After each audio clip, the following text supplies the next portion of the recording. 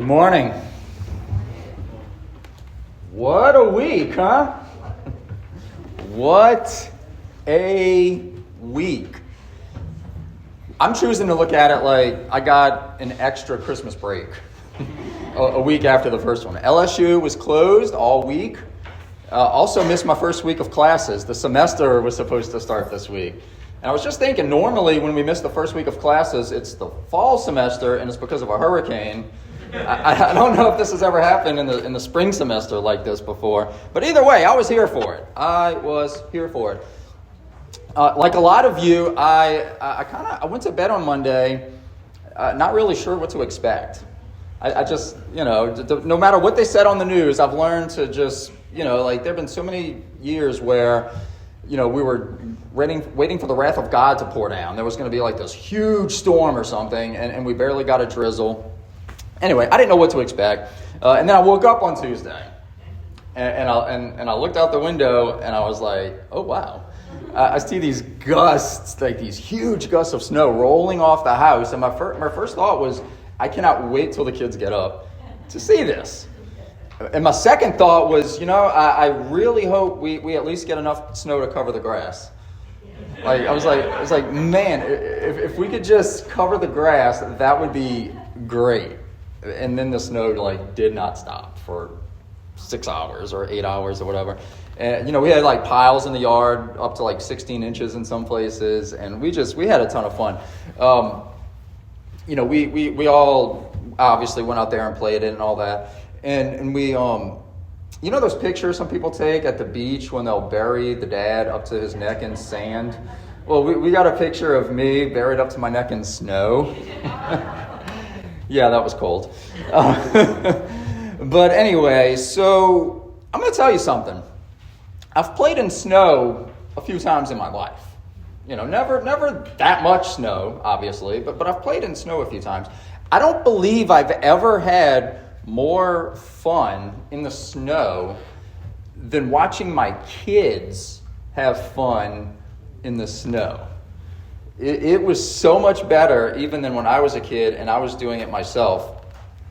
Just watching them play in the snow. And it just reminded me, because we've been kind of doing this series here, I'm just going to say this. Children, and watching your children play and watching your children have fun and all of those things, children are a joy and a blessing from God. And there's nothing quite like it. And I love being a dad, and I love watching my kids have fun. And like we started talking about last week, we should relish, and we should enjoy, and we should have fun, and we should delight in our children, as I do almost every day. It's not for nothing. It is not for nothing that Solomon wrote in Psalm 127, and I'm going to quote this for you briefly. A lot of us have heard this passage before. In Psalm 127, Solomon said, "Behold, children are a heritage from the Lord, the fruit of the womb a reward. Like arrows in the hand of a warrior are the children of one's youth. Blessed is the man who fills his quiver with them." Amen. And I love that quote so much. Today we're going to resume our discussion of the sacred blessing of having and raising kids. The sacred blessing that God has given to all parents to intentionally raise our children, but specifically to raise our children to know and to love the Lord, because that's the fuller context of today. So we're going to pick up today with Ephesians chapter 6, verse 4. Okay, so if you have your Bibles, please go ahead and read along with me. If not, I will have the text on the screen. And today we're going to look at basically what it boils down to: two clear instructions that we should follow in order to raise our kids well. And that's why I'm titling this sermon, "Raise Them Well." So here we are, Ephesians chapter 6, verse 4. And it says, "Fathers, do not provoke your children to anger, but bring them up in the discipline and instruction of the Lord." Whew. I know that was a lot. That was a long verse. If you need to catch your breath, I understand. We've got some waters in the back. So if you just need a second, we'll give you that. Now, some of you are wondering right off the top, can I make a whole sermon out of one verse that is 20 words long. Some of you may be wondering that. Well, challenge accepted, first of all. Challenge accepted. Second of all, it's not 20 words, it's 12. We actually covered the first 8 words of that verse last week. So today, we're looking at those last 12 words. We're looking specifically at the second half of that verse where he says, but bring them up I almost said destruction. But bring them up in the instruction and discipline of the Lord. That's what we're looking at today. So in my outline last week, I kind of counted these as 2 separate commands to kind of break them up a little bit. But it's basically a question of style. It's basically a question of style. You could look at it as one command, to bring them up in the Lord or raise them up in the Lord. And then that command having 2 elements, the discipline and the instruction. What I've chosen to do, and like I said, it's basically just a question of style, is split it into 2 commands. Bring them up in the discipline of the Lord, bring them up in the instruction of the Lord. 2 separate things. Related, 2 sides of the same coin, but 2 separate commands. Either way, we still need to park a moment on the very first part of that verse, because both of those commands have that first part in common. And that is where he says, bring them up. That is critical no matter how we split that verse. Bring them up. Just so we're clear, when Paul says, bring them up, that is an active imperative verb. All right, we're not going to get all in the weeds of grammar this morning, but if you remember what an imperative is, it is a direct command. And an active imperative is a direct command where the person hearing your words is expected to do the thing that you're saying. Paul says, bring them up. It comes from a root word in the original Greek that means to feed, provide with food, nourish, or sustain.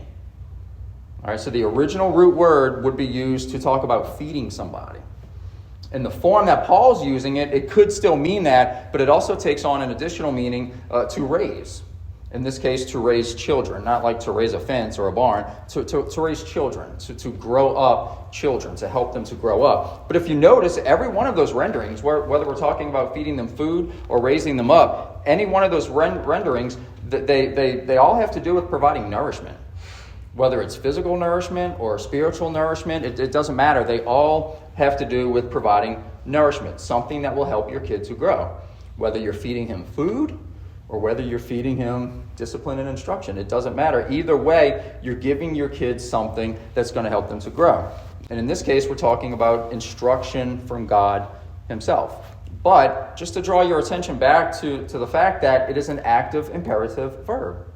Paul is saying to the parents, he's saying, parents, do this. You do this. You bring up your children in the discipline and the instruction of the Lord. You do this. And there's at least 2 implications that we can get out of this. At least 2. And that's where we get truth bomb number 1. Raising our children should be an active, intentional process. We do not leave it to chance, nor do we leave it to others to do for us. Raising our kids is an active, intentional process that we do not leave to chance, and we don't leave it for others to do for us. So what does this mean? First of all, it is not the job of your kid's school or your kid's daycare or your kid's babysitter to raise your child, to raise your children. It is not their job. It is our job. It is your job. If you must utilize the services of one of those institutions, if you must send them to school, if you must send them to daycare, those kinds of things, then you do that, so be it, but keep in mind their purpose is to provide a service. At the end of the day, they're providing a service. And no matter how much they care, no matter how great they are, no place that you're going to send your kids off to is going to have the level of personal investment in our kids that we do. No one else is going to be as personally invested in them and their futures as the parents, no matter how you slice that. School may teach facts about science, about math, about language, about any number of things. But what school is not going to do, that we have to do, is teach them their character. Teach them to be the godly men and the godly women that God is calling them to be. They get those instructions at home. And so what we can't do is we cannot afford to just assume that just because they're going off to school or just because they're going off to this place or that place, that they're getting everything they need. And then when they come back home to us, the job is done. And now we can just watch TV, or we can stream something, or we can, just sit around, play on our phones, and that's it. The job is done. We cannot assume that they're going to develop their characters or their godliness by chance, by happenstance. It's not going to happen. Or, and here's another one, or just because we take them to church. Just because we take them to a particular place does not mean that they're just going to automatically start growing in the Lord. So as we'll continue to see, parents are intended by God to be the primary disciplers of their own children.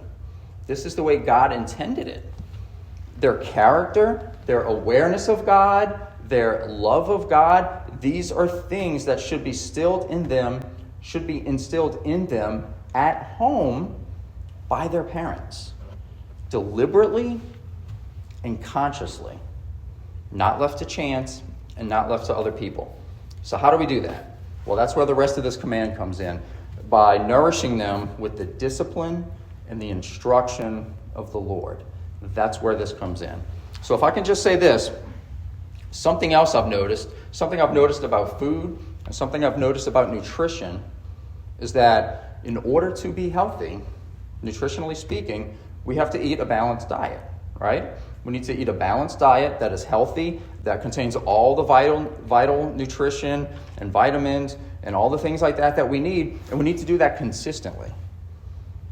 You don't get healthy by, once every month or so going and having a steak, and then the rest of the month you just eat candy and sugar and stuff like that. It doesn't work like that. Likewise, as we feed our kids the discipline and the instruction of the Lord, we need to do it regularly and consistently. And we need to keep providing them the instruction that they need. It can't just be sporadically here and there. So let's break down the rest of this verse. Let's start with the discipline of the Lord. Truth bomb number 2. The Christian household is a training ground where children learn to obey God and obey authority. The Christian household is a training ground where children learn to obey God and obey authority. So just to let you know, I cannot even begin to count the number of times that we have said in our house to our kids, we've had to explain to one of our kids, listen, the reason you have to obey us, the reason you need to obey us is because it's practice for one day when you're out on your own and you have nobody looking over your shoulder, but you still have to obey God. The number of times we've explained to them, what we're trying to do here is train you how to obey so that when you're on your own and you're an adult, you can obey God. The number of times we've explained that to them. And I'll be honest with you, I know there's a lot of different parenting styles. And I know there's a lot of different parenting philosophies, from one end of the spectrum all the way to the other. From the strictest, harshest, most you will do everything we say, or you will be beaten kind of parents, to all the way on the other end where there's no structure whatsoever and nobody cares and everybody does whatever they want, and everything in between. I know that there's all kind of philosophies, but the fact is, if kids do not learn to obey the parents when they're home, if they don't learn how to obey their parents when they're home, when they're young, they're going to have a lot of trouble later on obeying God when they're on their own and they're responsible for themselves. They're going to have trouble with that. In fact, it'll probably go beyond that. They will probably have trouble with authority in general, and it could lead to other problems. Inability to hold down a job, for example.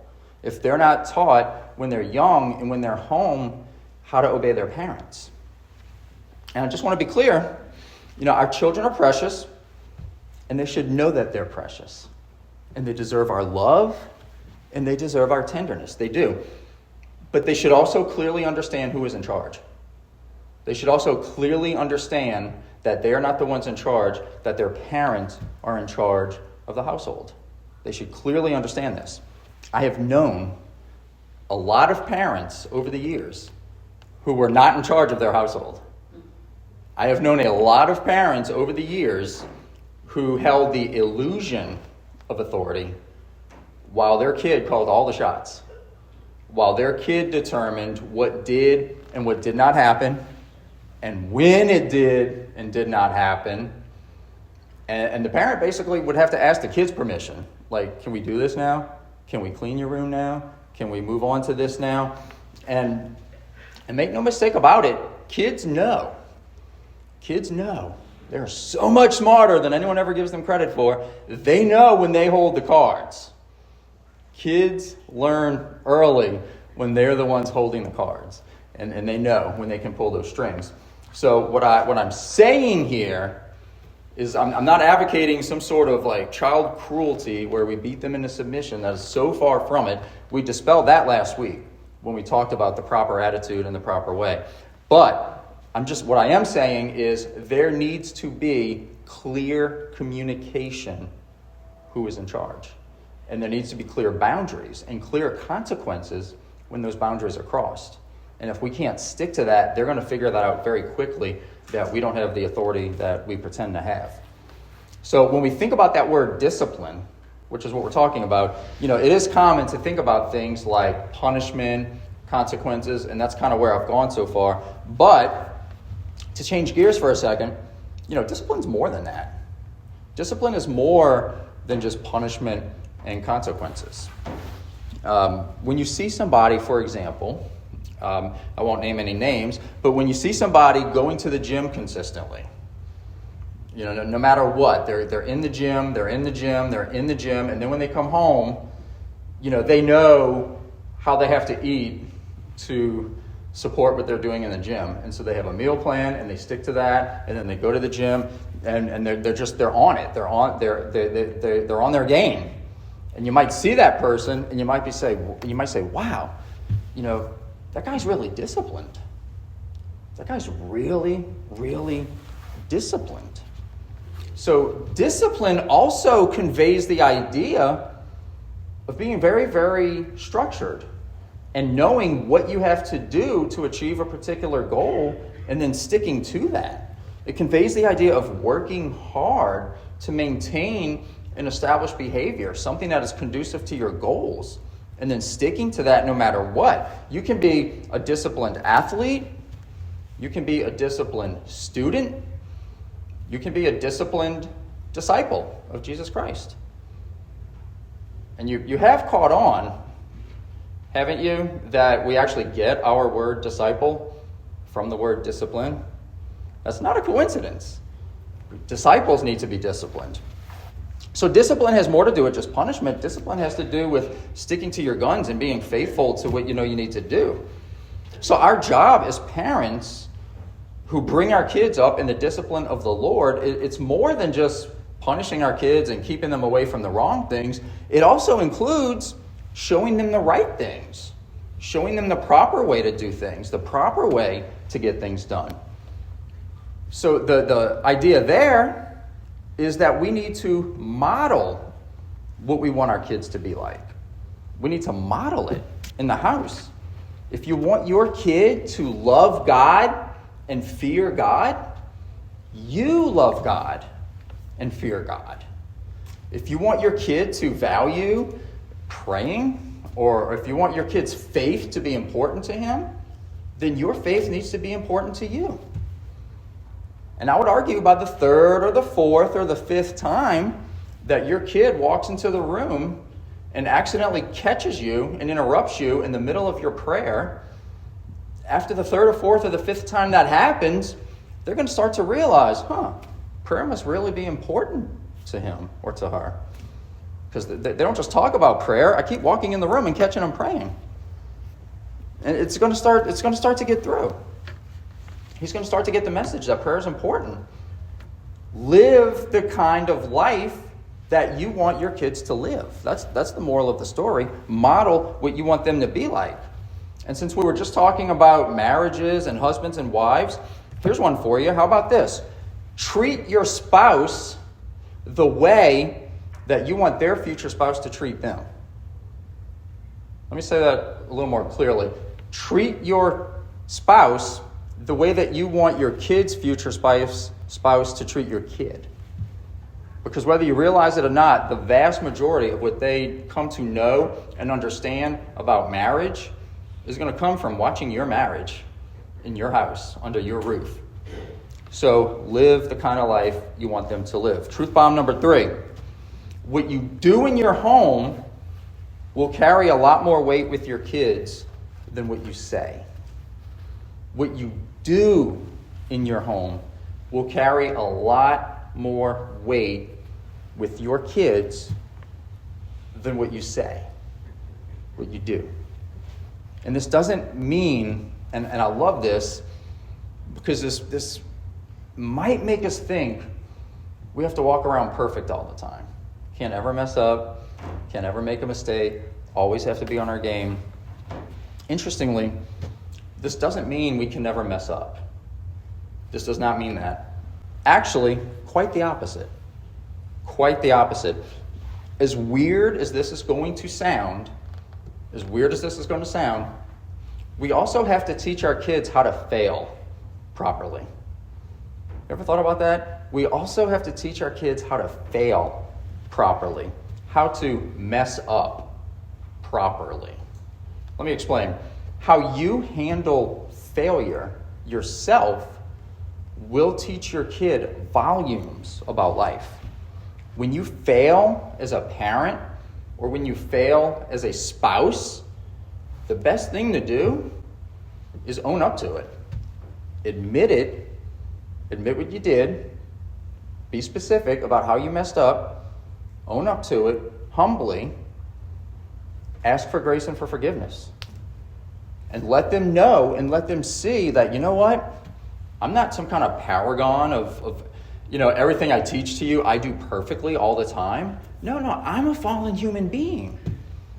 I'm a fallen human being too, and I'm going to mess up. And there are going to be times I need forgiveness and I need grace. And when you ask them for that forgiveness and that grace, whether it's to your kid because you messed up with your kid, or whether you messed up with your spouse and they secondhand overhear you apologizing to your spouse and being humble. Either way, you're fallen and you need grace and you need forgiveness also.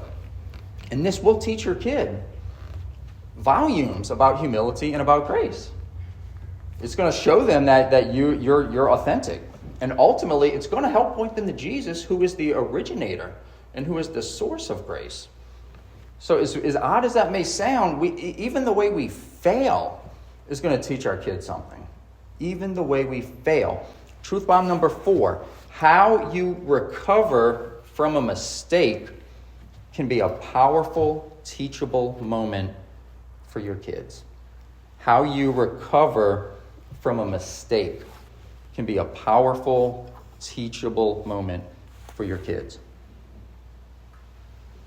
And I love that expression, teachable moment. I love that because the thing is, we really need to take advantage of those teachable moments when they come around, because we have that second element of our command to contend with. The second element, which is to bring them up in the instruction of the Lord. We talked about discipline. Let's change gears for a minute and talk about instruction. Just so we're clear, this is a responsibility and a privilege that God has placed on parents. The instruction of the Lord, to instruct them in the ways of the Lord. We just saw it. We saw it in the verse. Paul has given this instruction to parents. And I need to point that out because it is not the church's responsibility. It is not the pastor's responsibility. It is not your favorite Bible teacher's responsibility to make sure that your kids know everything they're supposed to know about God and to know everything that they're supposed to know about faith. All right? Here's what the church does. The church can, and the church should, and the church better be helping to reinforce what they're learning at home. The church should be reinforcing what they are already learning at home. But the church never has been and should never be and can never be a substitute for a complete lack of godly parenting. It just cannot substitute. Truth bomb number 5. The church provides an environment that is to supplement how you raise your kids, not compensate for it. The church provides an environment that is to supplement how you raise your kids, not compensate for it. And I think one of the big reasons why this kind of becomes an issue, where maybe kids are coming to church sometimes who are not being instructed at home, I do think there is this sense, and I hope you notice every time I get into this kind of territory, preaching about this kind of thing, I always try to go in this direction with it, to let you know that you are qualified. Because what we want to do sometimes is we want to sell ourselves short. We want to try to convince ourselves, I don't know enough, or I can't do enough, or what if I mess up? And I just want to encourage you in this, okay? And this doesn't matter if your kids are knee-high or if your kids are grown. All right, please hear me clearly on this. A lot of parents feel like they're just not qualified to speak into their kids' lives about God and about the things of God. And I think that's where that attitude comes from, or that idea comes from, that, well, I need to, as long as I bring them to church, they'll hear it, they'll see it, and hopefully that's good enough. Let me just dispel that, okay? Because just to be clear, what we're not doing, and it's not here in the text either, is Paul's not telling anybody to become a theology professor.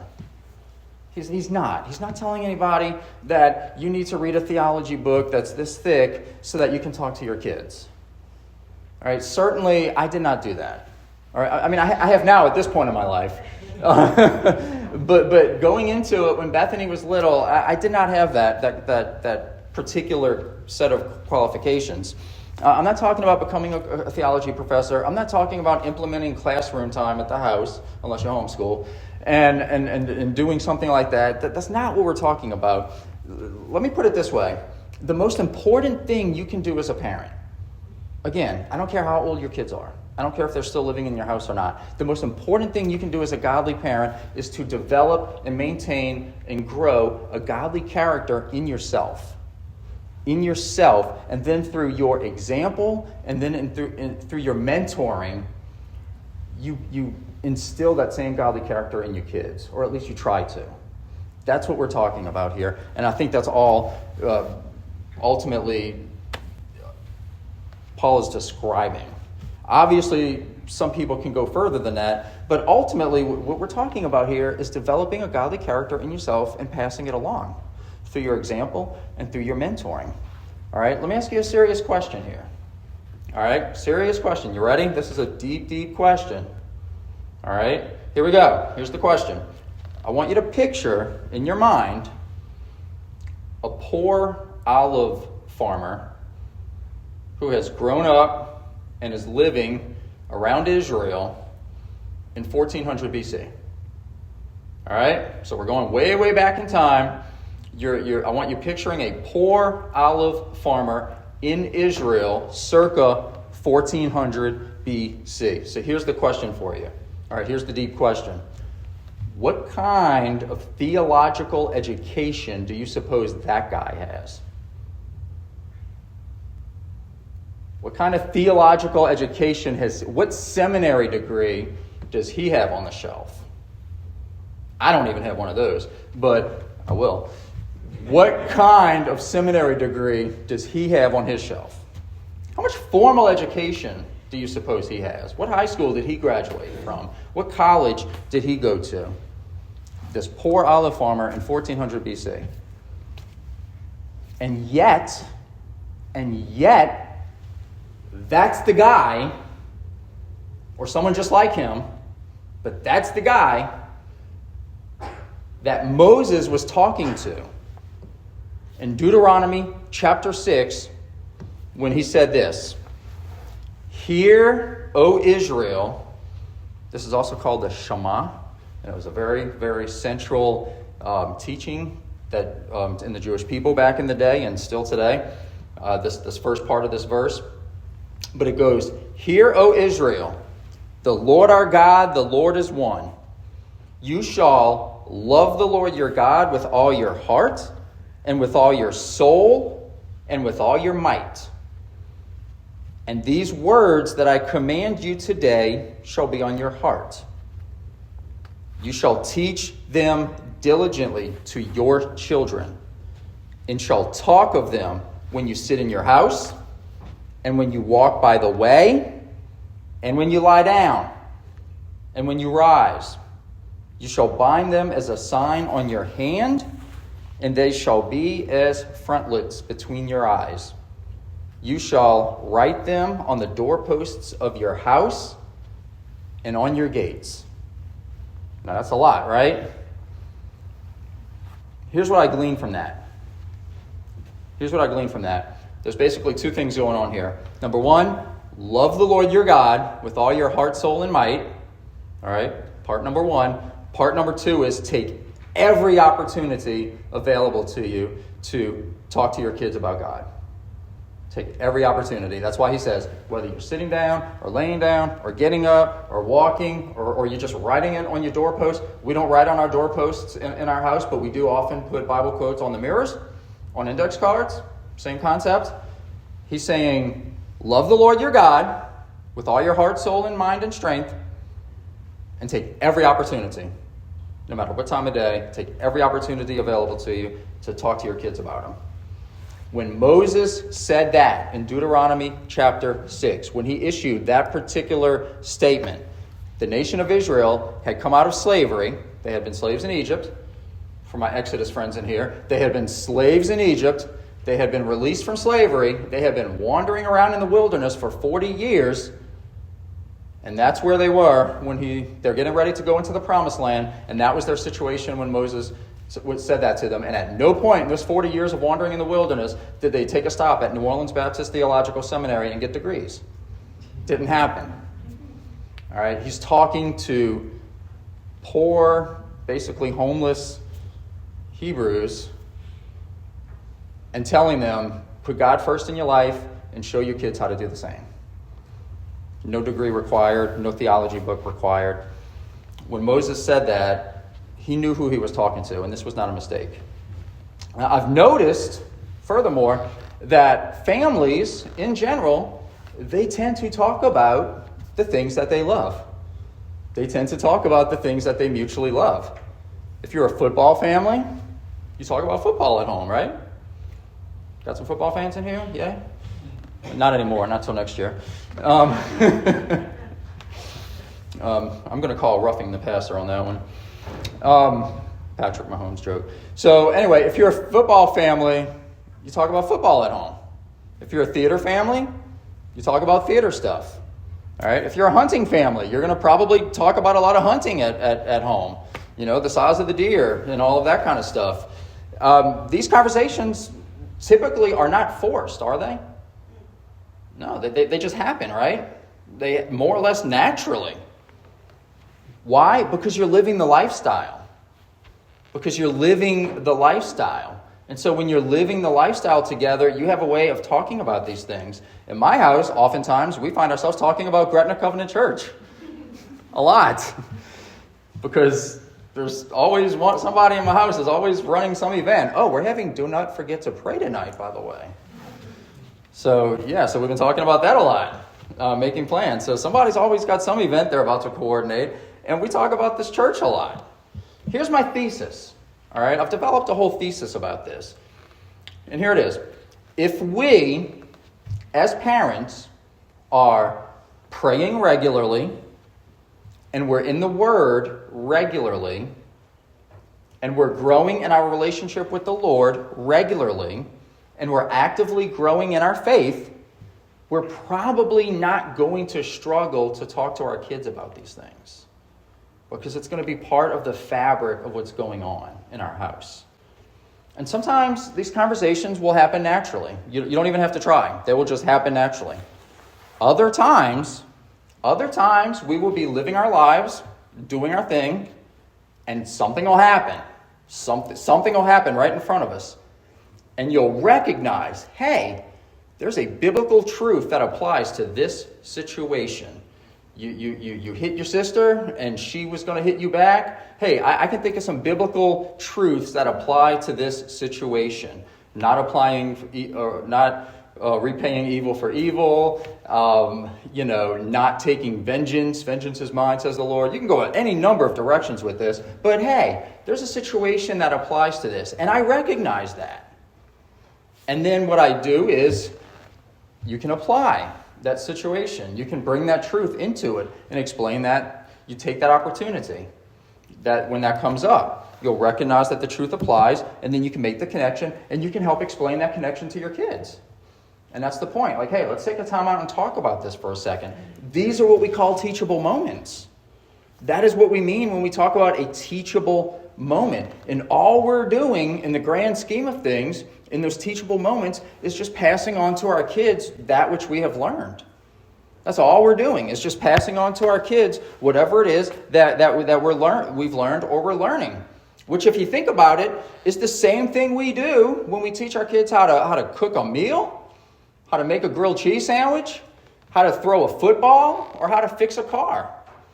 We don't feel like we have to go to culinary school to teach our kids how to make a meal, or go to a mechanic school, or go work at a shop and work under somebody for a while to teach them how to, put gas in the car or something like that. It's the same kind of idea. We're just showing them how to do something that we ourselves know how to do. And as we practice, we get better at it. And then, you know what happens? Sometimes when we're doing that, we run into a jam. They ask a question that we don't know how to answer. Well, tell me, Dad, exactly how does the Trinity work? And you're like, uh-oh. You run into a jam. You don't know how to explain something, or you don't know how to handle some situation biblically. Like, okay, this situation came up, and I honestly don't know how to handle this. I don't know. Guess what? You have a church that will back you up.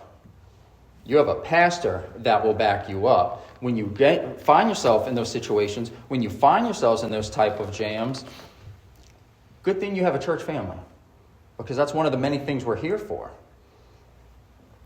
I remember very vividly, I alluded to this a minute ago, being new parents, being very young in the faith, knowing next to nothing. I did not come to faith until I was in my mid-20s, and I had no biblical knowledge whatsoever. None. And not even knowing where to find basic things in the Bible. And I remember talking to little bitty Bethany about Jesus. And she would ask questions. And some of those questions we didn't know how to answer. We don't know yet. I don't even know if that's in the Bible. What are you talking about? What? And you know what we would do in those situations? We would call the pastor, or we would text the pastor, or we would save the question and go talk to him on Sunday. And he would sit down with us, and he would answer the questions that we couldn't. Right? So we didn't have all the answers. We didn't. We still don't. Honestly. Like, nobody ever knows everything they're going to know. But the fact that Bethany had the questions at least tells me that we were doing something right. Because I'm sure you've encountered this situation where sometimes you don't know enough about a topic to even know what questions to ask. You feel so ignorant about something. Like, I don't even know the question. Like, I actually need to know more to even know what to ask.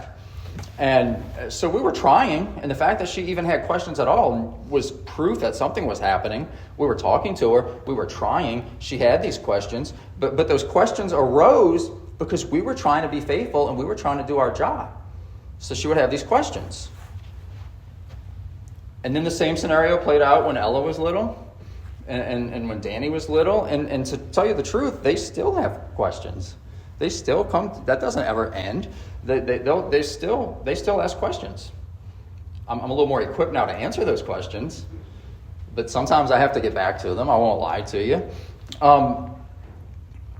I've been reading through the book of Job in my personal time, in my personal study time. Just finished the book of Job the other day. And when I was kind of wrapping up my study, I noticed something in that last chapter of Job that I had never noticed before. 18 years, had never noticed this before. Just goes to show you, you're never done learning. It's just little bits at a time, But I noticed this, and I don't want to trace a rabbit and get all into it, but Kelly was in the room, and I said, hey, look what I just noticed. And I started talking about it, and Ella, who was in the kitchen, which is the next room over, hears me going into this, and Ella comes into the room to listen, because she just recently read through Job, and she was interested to see what I had to say. And so we just had a very, very short little conversation where I was just like, hey, I noticed this. But the idea is, again, we're not some perfect family. I didn't even know a year ago I was going to be pastoring here. It's not like I grew up with some special God touch, where I was marked and set aside. Well, maybe God knew I was marked and set aside, but like I didn't like grow up in some special like pastor bubble. I'm not I'm not a separate breed of person or anything, and we're certainly not a perfect family. But I will say, when these things are part of your family's lifestyle, when you're doing the things at home, they just find a way into your conversations. They just find a way in. And please don't lose sight of the fact that all Moses was saying in Deuteronomy 6, to come full circle, was to make God the most important thing in your life as a parent, and then take every opportunity to talk to your kids about what God's doing in your life. Ultimately, that's all he was doing there. And my point is, we can all do this. We can all do this. Even if your kids are fully grown, I'm looking around the room, there's not a whole lot of like young kids, parents with young kids in the room. Even if your kids are fully grown, and you might think, well, time's up, it's too late. It's not. It's not. Kel and I were just every now and then we talk about this, and we were just talking about it again this week, how awesome it would be, even in our 40s, which sounds really weird to say out loud, but even in our 40s, how great it would be to just have parents who were saturated in the Lord and saturated in the Word, who would be a source of godly counsel to us, and who would be praying for us, and who we could talk to about these things. That desire and that urge to have a godly parent who you can go to with these things, that never goes away. That never goes away. So I don't care how old your kids are, you can still be that to them, even if you aren't before. Or maybe you were that before, and just know that they still need you, is the point. That never ends. So, like I said last week, it's never too late to start a new thing. Ultimately, what we're getting at here is you can always be the godly influence in your kid's life that they need. And even if that's never been the case, you can start that now. And it doesn't matter how old they are. All right, but here's what I'm going to say to wrap this up. It has to start with a sincere desire on your part to be faithful and to grow in the Lord, first of all. It starts with you, and it starts in you. Because if you're not living it, they will know that you're not living it. And if they know you're not living it, it's going to probably fall on deaf ears. Because they may not say it out loud, but on some level, consciously or unconsciously, they're going to say, he or she doesn't really believe that. So it has to start with you, and you have to be having that faithful walk. And then the second part of that is just looking for those opportunities. Looking for those opportunities to instill that into your kid. So again, intentionally raising them, intentionally bringing them up, giving them the discipline of the Lord, not only showing them discipline, not only incorporating discipline into your life, not only being that authority figure that they need, not overbearing and cruel, but just a firm, fair authority figure who instills discipline in them, the proper kind, and then gives them that instruction when available and when you can. That's ultimately what this is getting down to. And it's just something else I've kind of been reflecting on, and I'll kind of end. But in all of that, and we saw this even 2 and 3 weeks ago when we were talking about spouses and husbands and wives. Do you realize that every one of these relationships is a snapshot into the gospel? Like, we're not just giving commands to say, oh, you should do this, and you should do this, and you should not do this, just to have a bunch of rules. all of these relationships are snapshots of the gospel. The wife submitted to the husband as the church submits to Christ, right? We talked about that. It was showing a fragment of the gospel. The husband loves the wife as Christ loved the church and gave himself up for her. The husband loved her as Christ loved the church. Parents discipline their kids and instruct their kids as God disciplines and instructs us. Kids obey their parents as as the church obeys Christ, as disciples obey Christ, and that's all been right there in the text. I'm not putting that there. We saw it. When he gave the instructions to the wife, he included Jesus in the church. When he gave the instructions to the husband, he said, love her as Christ loved the church. All of this all ties in. It's all a snapshot to the gospel. Ultimately, what we're doing when we're doing our parts faithfully is we're pointing people to Christ. And we're giving snapshots of the gospel message in action in how we relate. And so when you go home and you're discipling your kids and you're raising your kids, just know we're not just going through the motions here, but we're incarnating the gospel every day just in our households. All right, would you pray with me?